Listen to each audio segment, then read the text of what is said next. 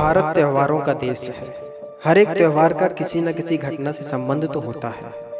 जैसे दिवाली का संबंध महावीर स्वामी के मोक्ष जाने और गौतम स्वामी को केवल ज्ञान होने से है। ऐसे ही हिंदू मत के अनुसार रामचंद्र जी के लंका पर विजय प्राप्त कर वापस अयोध्या लौटने पर दिवाली हिंदू मत के अनुसार मनाई जाती है। वैसे ही दिवाली के 2 दिन पूर्व धनतेरस होती है। इसका क्या मूल्य है जैन दर्शन में, आइए समझते हैं। भगवान महावीर स्वामी की कहानी तो आप सबने सुनी होगी। भगवान महावीर स्वामी राजपाट छोड़कर दीक्षा धारण कर लेते हैं। दीक्षा के तदुपरांत उन्हें केवल ज्ञान हो जाता है। कुबेर ने आकर समूसरण की रचना कर दी, जिसमें 12 सभाएं थी। सभी जीव लालायित थे कि भगवान की दिव्य ध्वनि खिरेगी, पर 66 दिन बीत गए, दिव्य ध्वनि नहीं खिरी, क्योंकि कोई गणधर नहीं था जो दिव्य ध्वनि को झेल सके। इंद्र को चिंता होती है, वह अवधि ज्ञान लगाता है और ज्ञात करता है कि इंद्रभूति नाम का ब्राह्मण बहुत ज्ञानी है, पर अहंकार में डूबा है। इंद्र रूप बदलकर इंद्रभूति ब्राह्मण के पास आते हैं और एक प्रश्न करते हैं।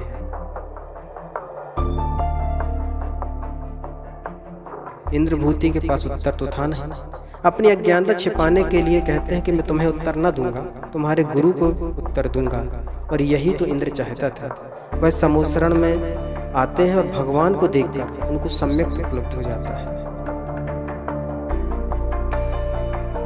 दीक्षा ले लेते हैं और फिर भगवान की दिव्य ध्वनि फिरना चालू हो जाती है। उस दिव्य ध्वनि को गणधर झेल के सभी लोगों के बीच में उसको फैलाते हैं। कुछ समय उपरांत भगवान समूसरण का भी त्याग कर देते हैं और योग निरोध कर लेते हैं। जिस दिन समूसरण का त्याग किया, योग निरोध धारण किया, वह दिन था कार्तिक कृष्ण त्रयोदशी, मतलब धनतेरस। इसको लोक में धनतेरस के रूप में मनाया जाता है। सोने चांदी के आभूषण, वस्त्र, बर्तन आदि को खरीद के लाया जाता है। बल्कि इस दिन तो भगवान ने अपनी वाह विभूति का त्याग किया था। अतः धनतेरस तो वास्तव में वह है कि इस दिन कुछ न कुछ त्याग किया जाए, दान दिया जाए, जो परिग्रह है उसको कम किया जाए, तो यह धनतेरस मनाना सार्थक होगा। धनतेरस के ठीक 2 दिन बाद, मतलब कार्तिक कृष्ण अमावस्या को, भगवान निर्वाण को प्राप्त हो जाते हैं।